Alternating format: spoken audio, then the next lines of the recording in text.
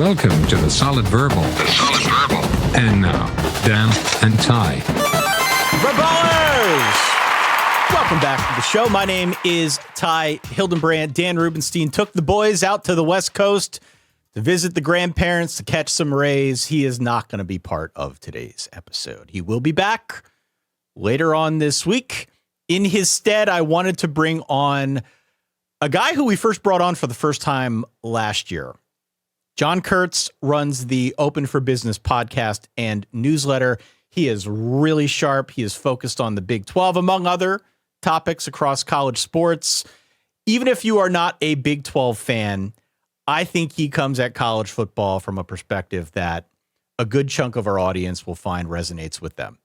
So very excited to bring him back on, talk about all things Big 12, where the conference is at. He knows a lot about K-State, which obviously is going to have a new college football coach in 2026. I want to talk to him about a whole range of things. And of course, I will put the links to all of his fine work down in our description.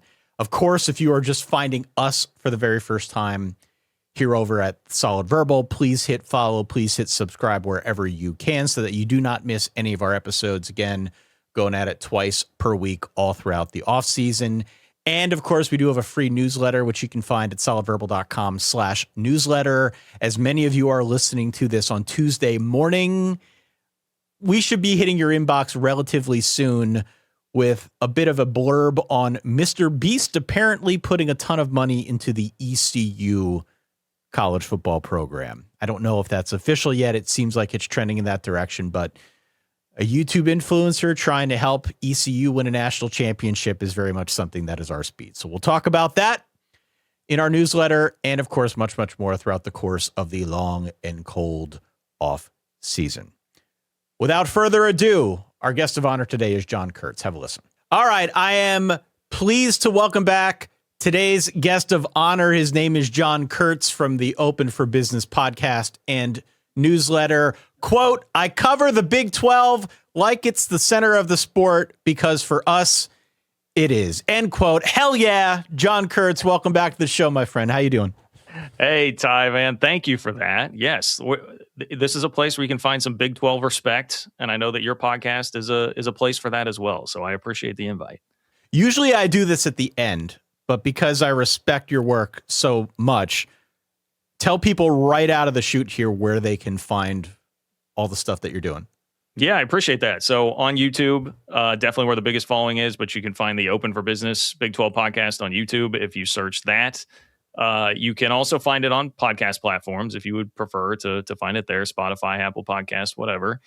And then the Open for Business Big 12 newsletter, you can sign up at ofbnews.com. That's ofbnews.com.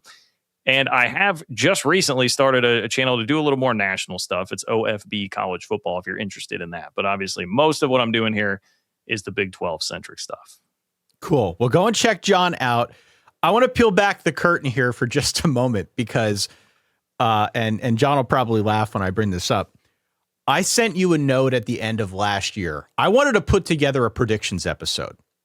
Right? Like whatever podcast you listen to, if it's news, if it's sports, if it's tech, everybody does some version of the prediction episode. And our version of it was going to be, hey, I'm going to reach out to all of these great guests that we have on throughout the course of a year. I want them to send in a voice memo. I'm going to play them. We're going to react to them. It's going to be the first episode that we put out, first non-playoff episode that we put out in 2026. Then I got sick for like 3 weeks. Then when I got better, there was obviously everything going on with the playoffs and just got really hectic. We didn't have the bandwidth to put it together. I will say one of the predictions that we did get was from our guest of honor today, John Kurtz, which I am going to play now. I did not want it to go to waste, John. Okay. So here is what you sent in to me, I guess, at the end of the calendar year. Hey, what's up, guys? This is John Kurtz from the Open for Business Big 12 podcast and newsletter. My 2026 prediction, something in the college football playoff will enrage the establishment enough to create a rule change. Year one of the 12-team playoff, it was the audacity of Boise State and Arizona State to get first-round byes, even though Arizona State was one play away from beating Texas. Year two, it's the gall of the group of five to think they deserve even a sliver of access to the playoff in a system that's totally rigged against them. Year 3, who knows, but somebody's going to get blown out. And Lane Kiffin will fire off 40 tweets in between cryptic hot yoga poems to force whatever change they decide they want. All right. So now that we've finally found a way to use that great prediction, I guess my question to you is, what are they going to change? What is your perspective on the lay of the land in college football? They're sticking with the 12-team field. They made some subtle changes, right? Like Notre Dame maybe has a bit of an easier pathway in, depending on how they finish. It's not going to be so much, I guess, voodoo with respect to which conference champions get in. Like those teams that win conferences are going to get in, but there's still so much wiggle room, and I think we all see the writing on the wall that there will be changes at some point before long. It's just a matter of when. So as things stand right now, do you stand by that prediction, and how are we feeling about, I guess, the landscape here in the short term for college football and the college football playoff? Yeah, boy, you can tell from the snark there that was like in the heat of the moment as everything was happening in the college football playoff at the time. My fear has been, now I guess I'll start with this. I am pleasantly surprised that we're going to have a 12-team playoff again, and that we didn't move toward the next iteration of what it is already. I am fearful of, especially in light of Texas Tech getting blown out in the college football playoff, that like the next thing will eventually be, I mean, it seems like we're going to get conference champions in there, right? And that the Big 12's place will be secure, and the ACC for that matter, because with everything that happened with its conference champion this year, obviously that could be up in the air as well. But my fear has just been we continue to move more and more toward like, well, we can't have G5 teams getting blown out. We can't have Big 12 teams getting blown out. We can't have ACC teams getting blown out, as a couple of them did the year before. So just, hey, everybody, you got to get in on merit. We're not giving away anything to the Big 12 or the ACC. That's sort of where I was going with that, and where my fear is. I think there's enough resistance there that it's not going to happen anytime really soon. But as a Big 12 guy, that's always been my defense mechanisms go up with that. And, like, frankly, Texas Tech that was a terrible performance. Like, I think that's going to reverberate for the league for a long time, unfortunately, until somebody gets back there and proves them wrong. But the frustration for me in all of that was, yes, Texas Tech did not perform very well. I was early on I don't want to say like anti-Baron Morton. I respect him, but I was early on I don't like Texas Tech's ceiling with Baron Morton as quarterback trained. So that didn't totally shock me. But just a year before, I mean, Arizona State, again, it just kills me that they blew the 4th and 13 stop against Texas to win that game in the Peach Bowl. But they were that close, and that was a team that was picked last in the Big 12 preseason poll that year. So it's not like the Big 12 can't compete here. And that's my overall frustration with the playoff in general, is that nobody has any tolerance for any blowout at virtually any level. Unless you're like Tennessee getting blasted by Ohio State, and then Lane Kiffin does not have any tweets to fire off about it, right? But anybody that's below the SEC or Big Ten threshold getting blown out in the college football playoff, nobody has any tolerance for it. And that's really frustrating to me, because I think that's always going to be there to some point. And if we continue to just eliminate teams or groups because of that as you gradually go down the list, then you're going to wind up with a system that cuts out so much of what's great about college football. So that's my concern and where I was going with all that. I have some thoughts on that I'm going to bring up in a little bit. I want to kind of test a concept as we go through this conversation. But more to the point of the Texas Tech game, I remember watching your reaction, breakdown, whatever we want to call it, video after the Texas Tech Oregon game. And you said something that stuck with me, which was that college football fans have the memory of a goldfish. And that despite Texas Tech having a great season, objectively a great season, despite earning the number 4 seed, getting the first round bye, ultimately getting shut out 23-0 against Oregon, as you just alluded, that's going to be the thing that draws the headlines on the national level. Now that we're a couple weeks removed from that game, do you still feel that way? Somewhat. I will say that one thing I feel like that has helped, and it goes right in line with you saying that everybody has the memory of a goldfish and, we're on to the next news cycle, is Texas Tech unsurprisingly crushed it in the portal again. So Now that's where everybody goes to. And I'm looking at the way too early top 25s and where everybody's at on Texas Tech, like feeling that out.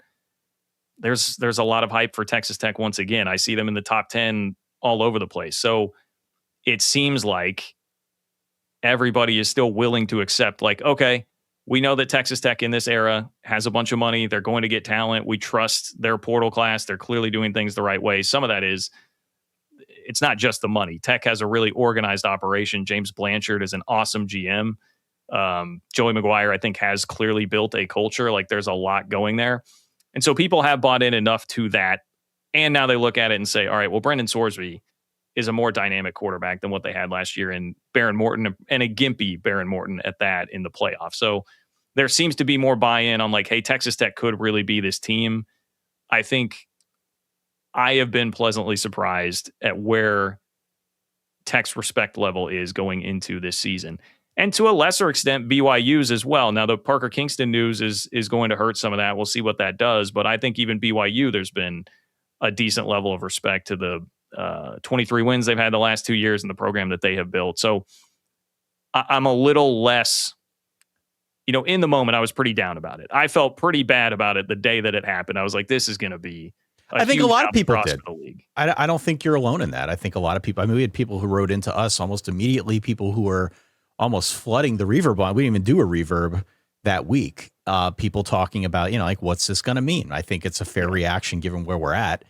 And the reason I asked the question is because I also feel a little bit differently now, being 6 weeks, whatever, removed from that game, for many of the reasons that you brought up. Texas Tech has continued, just one team in the Big 12, sure, but Texas Tech has continued forging ahead with its foot on the gas, especially with respect to the portal. And though we've had many Tech fans over the last year write in and almost express some sort of disdain over the fact that we would bring up Cody Campbell and how they're spending, and it's only part of the story, guys, don't make it all about that. Granted, but also I think the fact that they are spending, that they are so aggressive, indirectly gives the conference more credibility, which is not a bad thing if you are a Big 12 fan. Totally agree. And I mean, the interesting thing about it is, if you go back, even last year at this time, like, I remember talking about Tech last year at this time, and I had Tech fans that would get frustrated at me because I continued to say, I was like, guys, I have not seen them win more than 9 games in a regular season since Mike Leach was there. Like, you got to prove it to me first. Last year, it was still the narrative of, like, this is the zany conference where anybody can beat anybody and there's no real tentpole team at the top. And now it seems like just 1 year later, everybody is, like, locked into, oh yeah, okay, they've got it. Like, that's the team that's going to make the playoff every year. That's the team that will have the talent to do it every year. And you need that. Like, look at the Big Ten versus the SEC right now. It's funny to me how the SEC has kind of turned into the Big 12 model of what everybody thought it would be a couple of years ago. It's a bunch of good teams that are beating each other up. And that's the narrative about it. Whereas the Big Ten is teams at the top. You've got your 3 to 5 teams that are great at the top and programs that are great at the top. And then a lot of jobbers that just get beat up on, and that's been more successful at the national level. And now the narrative is, hey, the Big Ten's the best conference because they're winning the national championship. So obviously you scale that down. It's on a much lesser level in the Big 12, but the Big 12 has needed a team or two to jump up there. And it certainly looks like in this new era, very quickly, both Texas Tech and BYU have positioned themselves to be those two based on resources. Yes. But to Tech fans' points, it's a combination of resources, good coaching, good organization, and really good culture that I think are combining there. And the Big 12 would be well served if both of those two teams are in the hunt every single year. Are you a Brendan Sorsby guy? Are you as gung-ho on Sorsby as apparently Texas Tech was? I do like Brendan Sorsby. I think he's a very good quarterback. I do think there's a tendency to, in the transfer portal era, when you're the guy that gets pigeonholed as like the number one guy or one of the top guys, there can be a tendency to, I hate using this word and I feel like it'll get thrown back in my face, but overrate a quarterback. Like Brendan Sorsby is a really good quarterback. Is Brendan Sorsby like the best quarterback in the country? I don't know about that, but I think the thing that I love the most about it for Texas Tech is that he clearly has a higher ceiling than what Baron Morton had. As much as Morton brought to the program, great leadership, great toughness, I think he really elevated the floor, but this is a guy that elevates the ceiling. of what Texas Tech can do. And the thing that killed, so Tech's problems in the Oregon game, even if we break it down to that game, there were some drives where they moved the ball. I mean, it was 13-0, like late in the third quarter, and they had the ball inside the red zone. You score a touchdown there, it's a one possession game. But Tech's problem all year was they struggled in the red zone. And what is the best antidote to that? It's using the quarterback's legs. Baron Morton couldn't do it, not just because he's not very mobile, but because he got hurt very early on in the year in September and was just never mobile at all after that. And Sorsby is going to give them that option. Like, now you can unlock that in the red zone. And if they were scoring touchdowns in the red zone, I mean, some of those games that they were winning by 23, 25 points in the Big 12, they would have been winning by 42, and it would have been even more dominant. So I do think that there's something to that. Now, you've got to replace the defense and all that firepower. That's a whole other conversation. Separate conversation, for sure. This gives Texas Tech many more ways to beat you, I think, is the thing with Sorsby. But yeah, I mean, even like Sam Levitt, I know obviously he's in the SEC now, but great player, but yeah, spent a lot of time hurt. And I'm sitting there looking like, boy, I mean, all the programs clamoring after him, the way LSU went after him as hard as they did, and the money he's making. I'm like, I think Sam Levitt's a really good player, but like, I don't know, in the portal, especially if you're at a high profile position like that, I think we have a tendency, everybody wants to get really excited about that and hype that guy up, and it may inflate the expectations a bit too much. I think he's better than what they had. And I do think his legs will make him a much more dynamic option for that offense. And we were both very high on Texas Tech this year. We obviously liked the roster that they put in place. It became glaringly obvious with each passing week that the defense was going to be a problem for a lot of teams. But there was this feeling deep down in the pit of my stomach about, is Baron Morton the dude? Is he the one who can kind of blow the roof off this thing and take him to new heights? And whether it was his fault or not, he was not able to engineer anything special against Oregon and kind of get them over that hump. We'll see. I don't mean to tease this too much, but I have some thoughts on just sort of the Big 12's place and in general, the landscape around college football, just from a conference standpoint. But before we get there, I did want to get your opinion on scheduling in the Big 12, now that we're talking about Texas Tech here. So you called Texas Tech's 2026 schedule a gift, I want to say, on one of your recent videos, something like that, because they miss both BYU and Utah. They don't play anybody in the non-conference. You contrast that with BYU, which has a very rough conference slate, and they did add Notre Dame in week 7, which I think you've also said now is like the number one most important game for BYU, maybe for the Big 12 in 2026. As somebody who is outspoken about the Big 12, which scheduling model is better? Do you prefer the Tech model, which is essentially, let's assemble the masses here, let's get as good a team together as we can, and let's find our way into the playoff and then go from there? Or do you like the BYU approach, which is partially their own doing with the non-conference slate and bringing in Notre Dame, but much harder? They will clearly be much more battle-tested. In taking both in totality, which one do you think is better for like the health of the Big 12? Yeah, I mean, I think there are a lot of thoughts here. One, some of this is just a byproduct of the world that we're in, right? With these bloated conferences, this is going to be a thing every year in every league. You are going to wind up with teams that get the cushy path and the cushy road just because of unbalanced scheduling, and you have too many teams. And, there are a lot of people to blame for the pigeonhole that college football has put itself in that regard. So with Texas Tech, it's like, yeah, their non-con is a little bit soft.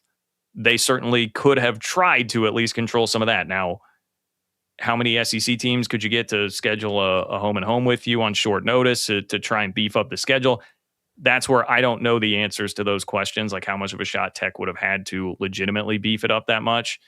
The way the conference schedule has broken, even if you were looking at it last year, I think we would have viewed Texas Tech's conference schedule for 2026 much differently than you do now. Like, things have changed so much year to year in the Big 12. It's shifted really fast. That's why the people that, are like, hey, I hear the complaint. Can the Big 12 you got to make Texas Tech and BYU play each other? Dynamic scheduling. It's like, if you start doing that every year, it's just, you're going to be chasing your tail. Like, it's impossible to set that up every year the way that you really want it to, because there has been so much fluctuation and change. So I say that to say I don't begrudge Texas Tech too much for the way their schedule has turned out this year. Which one is going to be better for the Big 12? I love adding Notre Dame. I love the fact that BYU was able to make that happen. I'm certainly in favor of any time the Big 12 can get a game against a top tier brand in the sport. I think they should do it. By the way, Oklahoma State does play Oregon this year, which they played them last year too. I probably shouldn't have even brought that up on the show, but hopefully this one goes a little bit better. Different team, right? Different team, different players, it's totally different. Yeah. And coming to Boone Pickens. So, there are a couple opportunities for the Big 12, but obviously Notre Dame gets the headline. Anytime you can make that happen, I think you got to go do it because you just don't get those opportunities and you have to take those shots. And I think we're headed toward a world where, there was the article from Ross Dellinger that came out recently talking about the SEC thinking about just going totally siloed, only playing themselves. Like, I think those opportunities are going to be lesser and lesser and lesser, and no guarantees on what happens in the playoffs. So go shoot your shot whenever you can. And especially the fact that game's in Provo, and BYU has been this team the last 2 years that has been on the outside looking into the playoff when they should have been at the very least right there in the discussion. Last year, everybody appropriately made a big deal about, ESPN's literally leaving them off the graphic, right? It's going like 10, 11, 13, right? And then a little note like, oh yeah, by the way, BYU's 12 or whatever. Right. So, and even the year before, Miami was considered like the last team out and right there. And I felt like BYU had an objectively better resume than Miami, and they just weren't a part of the conversation. So BYU needs this. Like, they had to go do something to earn a level of respect that just frankly has not been there for them yet. So I think in that situation, it works. I could also hear, though, an argument where you would say, well, Texas Tech, John, you just said, has all this respect. Everybody already thinks they're a top 10 team. They respect the talent that they have. Roll out there an easy schedule, just go unbeaten, win the Big 12 title. Like, you'll be fine because everybody respects what you did last year, and people in college football respect recruiting rankings and portal rankings above almost anything else, right? Like, that's such a powerful currency, and Texas Tech has that right now. They have that in spades. It's not just the literal currency. It's kind of the social currency of college football that Texas Tech has built up so much of that they can probably survive having the easier schedule like that. Now, you can't slip up and lose a dumb game or two, which did happen last year when they had a quarterback injury. So there's some give and take to it. But I think there are two unique scenarios that almost play well to each of those teams in the situations that they're in this year.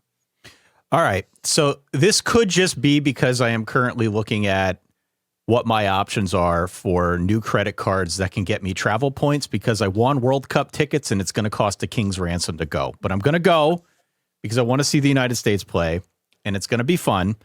But I am very much hung up right now on this idea of credit scores, not because mine is bad, but just because I'm curious with how it works and what it means, broadly speaking, about college football.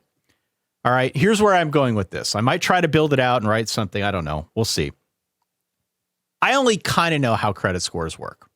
You pay your bills on time. You don't carry a balance. The number goes up. In a college football sense, John, it's obviously more complicated, right? You've got the regular season component and who you play. You've got the postseason component, which is very much looking back. It's a retrospective for how your conference did over the last, let's say, 5 years. And then there is, as you just alluded, sort of a national media narrative component to it, what people are saying and how it makes the powers that be feel about your conference, about your team. I'm wondering what the best way is for the Big 12 to raise its credit score. Because if you're not winning national championships, that clearly is a big deal. If you're not getting to that conference championship or the national championship game, I should say, it's a big deal. You're not front stage center. People may not look at you in the same light as they would some other conferences that do get to that game. So if you are, I guess, put in charge of raising that number for the Big 12, how is it that you're doing it? Boy, it's a good question. I would also point out one of the, I said, hey, it's frustrating. Nobody remembers what Arizona State did against Texas and forgot that. But look, I know what happened in the national championship game, but man, I mean, TCU played for a national championship in the 2022 season, right? Like into 2023. Right. They beat Michigan that year.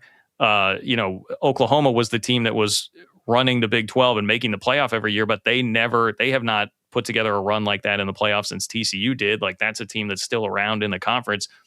I do think, and the SEC, that was the last time the SEC was in a national championship game as well, was when they played TCU there. So I think it's a little unfair how the Big 12 gets treated, but it is a real problem. Like, you are correct, whether I like it or not, the credit score is not great. Unfortunately, the one like just banger of a way that you can do it, like, this is tried and true, this will get it done. You got to win playoff games. You've got to win one of those games.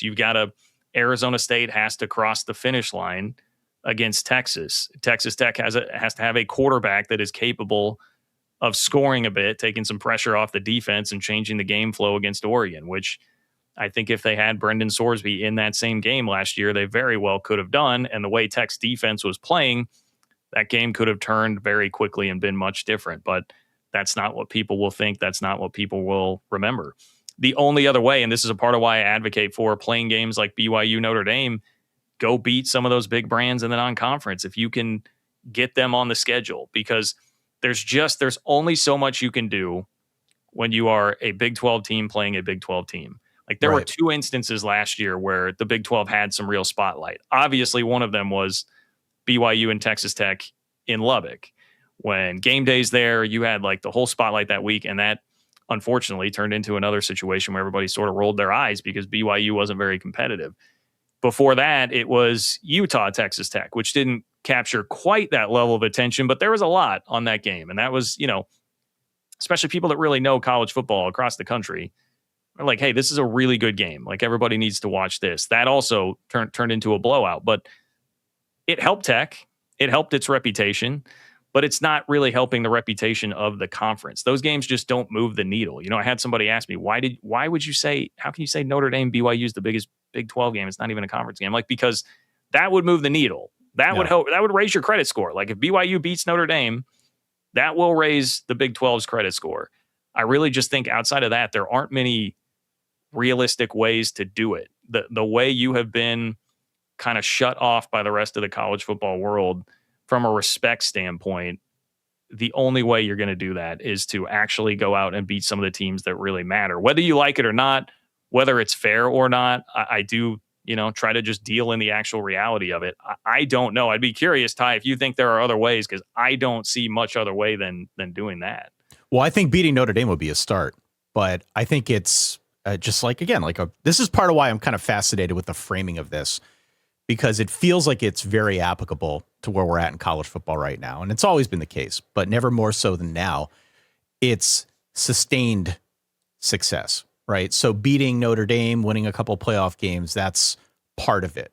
But I think it's, especially in the case of the Big 12, it needs to be something that persists, something that people can count on, something that people eventually start to assume. Now, maybe Texas Tech will get there. They're certainly putting in the work to try and assemble the roster. But what they need next, and what I think the conference needs next, is not just for one team, but for a collection of teams to have that sustained success that we could see on any given Saturday. That's what's going to move the needle. And look, there are plenty of teams in the Big 12 that I think are rising, and we could talk to that a little bit later on. But that's just where they're at. I don't know if, Texas Tech not scheduling anyone in the non-conference is going to help much, but certainly if they get to the playoffs and win a game or two, that helps. To the other side of it, if you're BYU, you knock off Notre Dame, even if you don't make the playoff, I think it does raise the credit score. Again, to kind of use that framing here of the Big 12. I'm curious, though, to talk about this maybe within the context of like the SEC or the Big 10 or even the ACC, because it's such a very nuanced discussion, right? The SEC had a great credit score, but hasn't been in the title game in a couple of years. The postseason record was awful this past offseason. Yeah. It just was not good. You effectively have said, or you said in one of your videos, that the SEC has effectively waved the white flag after missing the national title game for a couple of years in a row. I know you cited like Joel Klatt and some others who were basically saying as much, that the stock for the league is down. Do you think that sentiment, though, is something that will actually impact the way that the committee ranks teams now moving forward, which is the whole other side of this, right? There is what your reputation is, but then there is the question of, is it actually going to matter though? Because we're still talking about the SEC. We could extend this out to the Big Ten if we wanted. These are the two big power centers in college football right now. So A, to what extent does the reputation take a hit? B, to what extent does the reputation matter when we're talking about basically the two conferences with the most money? Yeah, I mean, they have gotten to a point, the SEC and Big Ten, where they, in effect, are too big to fail, right? I mean, they control the levers of power so much that I think we're talking, like you said, about a very nuanced discussion here. Like, will it hurt the SEC? Perhaps to some degree if it's an SEC team against a Big Ten team. I mean, I think now if the conversation is, or if it's SEC v Notre Dame and you're trying to argue over a spot at the back end, who's getting in at number 11 or 12 or whatever in the playoff rankings, I don't think it's going to have any real market effect on, is it a Big 12 team like BYU versus an SEC team? If it's like Alabama from last year and BYU fighting for a spot, I mean, we saw how BYU got treated last year, not on the graphic. Alabama was at least on the graphic, right? Like they're for that and they're getting in the playoff. So I don't think it has any real tangible effect that helps the Big 12. And it will make differences for the SEC and certainly in the SEC's pride. I mean, I really think that's one of the biggest things at play here. You just have so much pride in that league, and it that trickles down everywhere. It's not just teams and players, but it's administrators. It's, yes, college football playoff selection committee members that people will complain about, but it's the fans, the whole infrastructure, the ecosystem of the SEC. The pride has really taken a hit there. But I don't think they're any further out from winning a national championship than they would be otherwise in terms of like access to the playoff. The opportunity will be there. There's a whole other discussion to whether or not the SEC is going to be able to compete the way that it wants to in this world where now the talent is more evenly distributed. I've heard guys like Josh Pate talk about the SEC may have been a little bit lazy on some things over the years because they had such a talent advantage, like staffing, coaching. There's maybe too much of a good old boy network there, not mining for young up and coming talent as much because, hey, we've had the guys. We can just stockpile a 3 deep that's going to go kill everybody. I think that's a different conversation. The SEC is going to have all the access that it wants for the foreseeable future just because of what it's built over the last, really like two decades. They just had such a run of power that I don't think that's going away anytime soon, even if the Big Ten continues to beat them in the college football playoff. So I'm not going to compare the Big 12 to the SEC because I don't think it's quite apples to apples. But I think the one element of where the Big 12 is at that is not being covered enough is something that we used to joke about with the ACC when we used to talk often about there being quality in bulk. The Big 12 is kind of there. As I look down this list of teams, these 16 teams in the Big 12, and your mileage may vary depending on how into the Big 12 you are or aren't, but I would challenge anybody who's a serious college football fan to not look at this list of teams and come back with fewer than like 8 that are legitimately very, very interesting in 2026. Now, for me, that number is like 14 teams that I'm very interested in for a whole multitude of reasons. We've spoken at length here about Texas Tech and BYU, but I could run down this list, John, and there is truly a lot of quality in bulk. Utah is interesting for a range of reasons, but I think it's still going to be a pretty good team. Houston is very much building under Willie Fritz. Arizona really got its act together last season. Arizona State with Kenny Dillingham is never not interesting, and they're still going to have a pretty good roster. Kansas State, a team I know you know a lot about, is also going through a coaching change, but is going to have a fair amount of talent there as well to be competitive. We can go down the list. Baylor is interesting. Kansas is always interesting. UCF, I thought, was better than expected last year. West Virginia was plucky. Oklahoma State, who we mentioned earlier, new coach, brings over Drew Mestemaker. The list goes on and on here. Colorado, I didn't even mention Dion. So there is a long list of teams now in this conference that on any given week could knock you off and is not short on interesting storylines. More to the earlier point of credit scores, I think having a deep conference, which is something that we have lauded about the SEC for years now, having a deep conference also is something that can help move the needle a little bit if you're a Big 12 fan. Yeah, I think as I'm listening to you lay that out, it's like the dream scenario there, what you want to develop would be Texas Tech and or BYU continue to dominate at the top. And I guess when I say dominate at the top, be at the top and then go win some playoff games.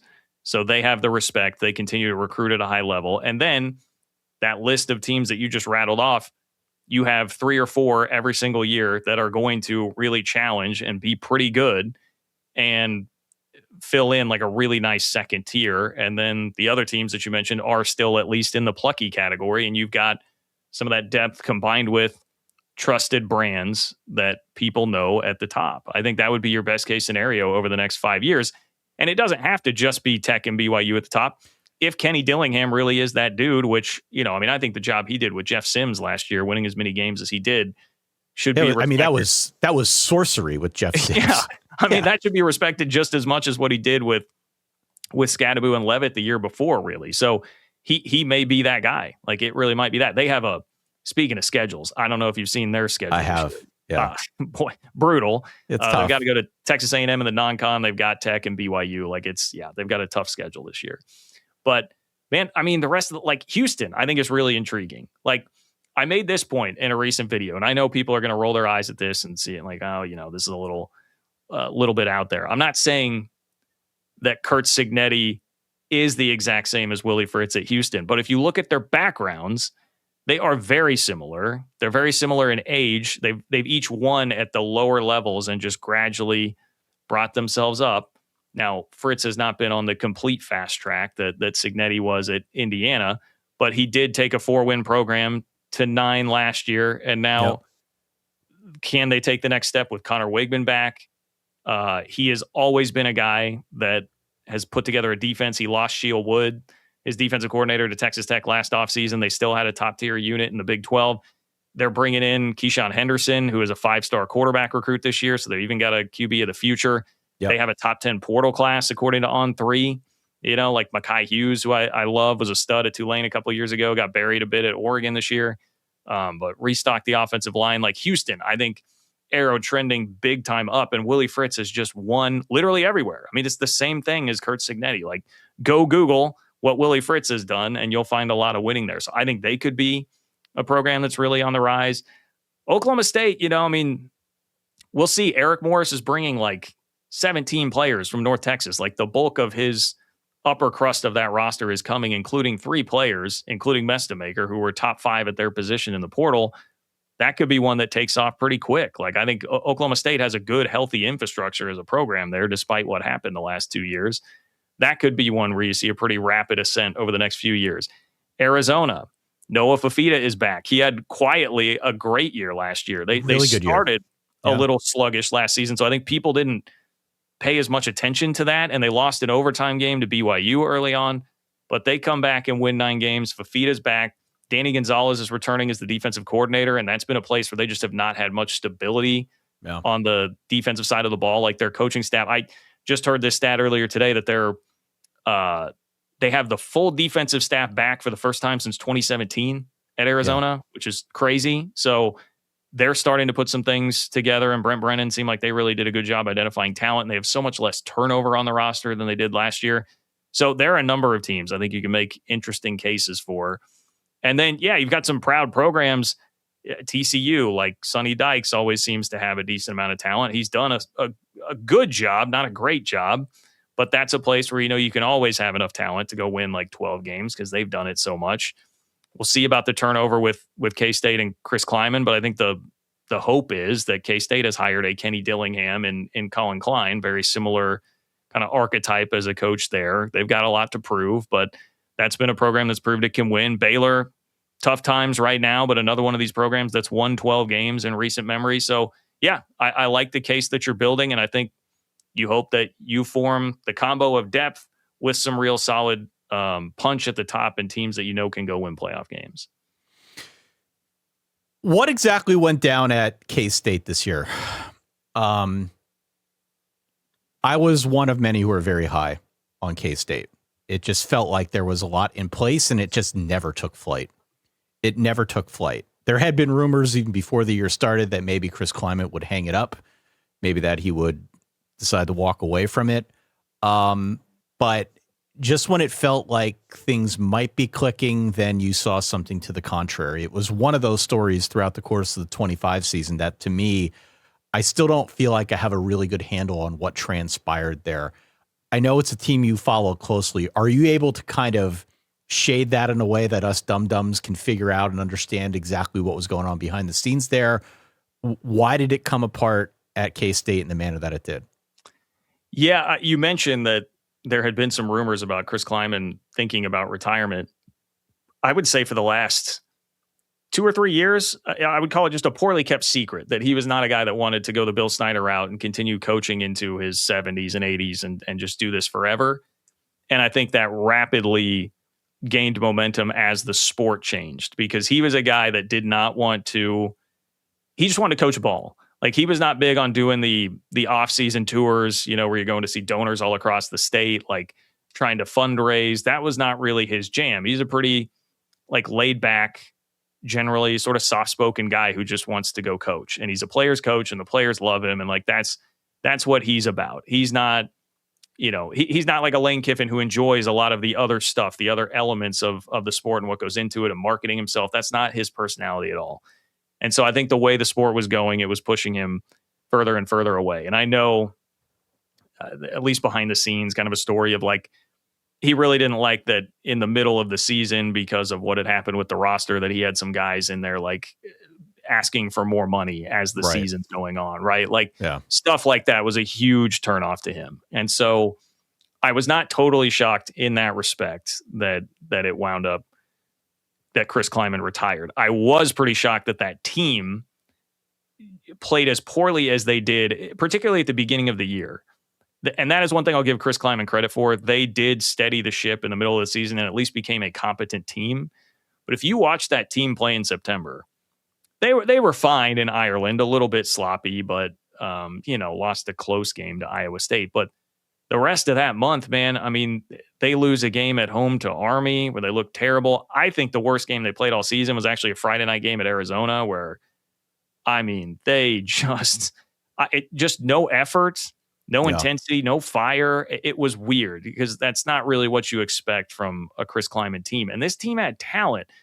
That's the other thing that is so staggering. If you look at where K-State's roster wound up, Jace Brown, their wide receiver 1, is going to be catching passes from Sam Levitt at LSU. Yeah. They had 2 defensive linemen go play for Kurt Cignetti at Indiana, right? Toby Osensami, one of the better pass rushers in the Big 12, and Chidi Obiizor, both going there. Defensive tackle who had a lot of interest, Malcolm Alcorn Crowder, wound up at SMU. The best linebacker that K-State had, Austin Romaine, he's at Texas Tech right now. These guys there was talent on that roster, and that was the narrative on the team going into the year, why everybody was really high on him and excited. Chris Klieman had done a good job of building up that talent from the end of Bill Snyder's tenure, where they just weren't recruiting anybody. It had gone way too walk-on development heavy. They really did a good job of bringing the talent level up, but for whatever reason, it just didn't click. I would tell you that I think the culture, while still not being an awful culture, it was not a culture built around toughness. I think they had a lot of talented players that were not as tough and gritty as what some of the previous Chris Klieman teams had been. And that was a problem. And it started to spiral as they lost the first game. You had the drama with Avery Johnson's family, with Dylan Edwards. The fight in the parking lot. Yeah. I was going to, try and skirt past that one. Nah, not on this show. You can't do that. There was just so much that happened right away, before you even hit September. The Dylan Edwards injury saga was still weird. I'm not sure I totally understand exactly what happened there, but the offense needed his explosiveness, and just things snowballed. I don't think the team was really tough enough to handle it, to be quite frank. And so that's where you hope Colin Klein can instill that. Obviously, he's a guy that was really, really tough in his playing career. He's a no nonsense guy as far as that is concerned. So it'll be interesting. Avery Johnson, I think, is a guy who could really use Colin Klein instilling some of his toughness into him and injecting some of that into him with the talent that he has. And that's going to tell a lot of the story as to how this K-State season goes. But yeah, I think that's sort of the best synopsis I can give you of how that all imploded last year and led to the point where, I will say this, K-State fans, I think, are generally pretty excited here that they didn't miss the boat on Colin Klein, because he was going to, and the story goes, I mean, he was literally about to take a job before he got the call to go take over at K-State. So I think he would have been at a G5 job, and he was number 2 at Oklahoma State had Eric Morris not worked out. So K-State fans are happy that they didn't miss the boat on him. Where do you think, if you can say, he was headed if not for K-State? You mentioned a G5 job. South Florida is what it okay. sounded like there. South Florida is what the word on the street was, that Colin Klein was a big-time candidate there. Yeah. So do you like the hire of Colin Klein? I mean, you speak of Kansas State fans who are happy to be bringing him home, and obviously he was a sought-after coordinator, right? Had his hat in a couple different rings. But what do you think looks different for K-State fans out there as they bring their guy back home? How does he change the calculus in Manhattan? I love the hire. I think based on the situation that you were in, it's a hire you have to make. Now, I know that people say, well, Scott Frost in Nebraska, and this is literally the week that Bill Moos, the former AD there, his book comes out, and there's a story about how he knew at the time he wasn't ready, but he felt pressured like he had to do it because he was the native son. And so, like, I understand the optics of all of that. But, he's a guy who was a high-level coordinator in the SEC the last 2 years, helped take Texas A&M to the college football playoff this past year. Really, I think did a wonderful job with Marcel Reed, getting as much as he could out of him with the offense. And he's your guy. He's one of the most popular players, if not the most, in K-State football history. I mean, it might be like him and Darren Sproles, maybe Michael Bishop in that same tier. Like, it's just a hire that you had to make. And he's a guy that's motivated to come back and wants to come back. And the thing that I like about it the most is not even like a purely football, like on the field thing. It's that I think K-State's athletic department needed a kick in the rear end to like get with it and what it takes to win in college football in 2026. Like, modernize the way you're doing this with NIL, the money that it's going to take. Gene Taylor, K-State's athletic director, who I really like, I think has done a very good job in his time in Manhattan. He's really been one to fight the new system, the way college athletics is. And I get it. Like, we all have our frustrations with it, but I don't think sitting there and trying to, pound your fist on the table and complain about it is the way that you're going to win. You got to just adapt and do it and figure it out. And that's what Colin Klein is all about. That immediately brought in Trey Scott, a GM, who totally upgraded what they're doing from a scouting and portal standpoint. And I thought they attacked the portal really, really well. Time will tell, what the talent looks like there. But in terms of getting their ducks in a row, making sure that fundraising is there. Hey, this is what we need. They have a huge staff. I mean, the support staff has increased a bunch from what it was before with Chris Kleiman. Like, things like this, where Klein has now seen that in the SEC. He understands what you have to have to win at this level. And I think K-State really needed that.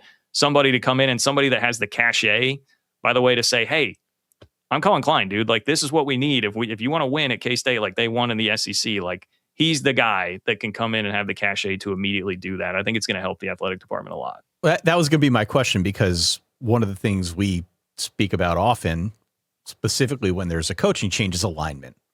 You could bring in a great name, but if he is not on the same page as the administration, then all too often we see those situations fail. Unless you've got a guy like a Colin Klein, to your point, who comes in with a ton of name recognition in that community, and perhaps he can help change some old ways, even if it's not an entirely new administration backing him. So is that what you are seeing here in the early going, even if you've got an AD who maybe is a bit slow to the punch with respect to where college football is at? Is Klein, at least in the early going here, moving things in the right direction, in your opinion? It sounds like the answer is yes, but that would be cool if you're a Kansas State fan to hear that. Yeah, I definitely think so. Like, I think you should take comfort in that fact that there is, one, a lot of support for him, because the other thing about it is, if you're trying to round up money, you need somebody that people believe in. Like, K-State, I think, has more NIL punch than what the typical outsider would guess, but it's not going to just come freely and willingly for no reason. Like, I'll make this point. I mean, Jerome Tang just got fired as the basketball coach, but the last 2 years 2 years ago, he had top 5 to 10 NIL money in the country. This past year was at least top 15 to 20. The results were terrible, but people believed in him after the first 2 years, got behind him, and really supported him. Who, as a K-State donor, is going to be like, no, I'm going to pass on supporting the guy who was a Heisman finalist, has his name in the Ring of Honor, and like almost took us to a national championship game. Like, that's the guy who has the value to just rally everybody. When things were getting a little bit stale, people were concerned. The fan base was really divided with the Chris Kleiman situation, and it got a bit nasty toward the end of it. I mean, you saw his emotional press conference after the Utah game where he was talking about, I think I deserve a little bit of respect. Like, things were pretty fractured, and now total unity. Like, everybody's behind this with Colin being the driving force. I think the one thing I would say is I think Colin will have to learn what he can and can't delegate, like what he needs to delegate. Like, you have to be so much more of a CEO in this role. You're going to have to pick and choose your spots and what you can do. But all indications are right now, it's been total full steam ahead. He's got his hand in basically everything, and it is pulling everything in the right direction, in my opinion. Doesn't guarantee success, obviously, but I like the way things have modernized and changed since he took the job. As you're describing this, I'm a struggling New York Giants fan as well when I'm not a college football guy.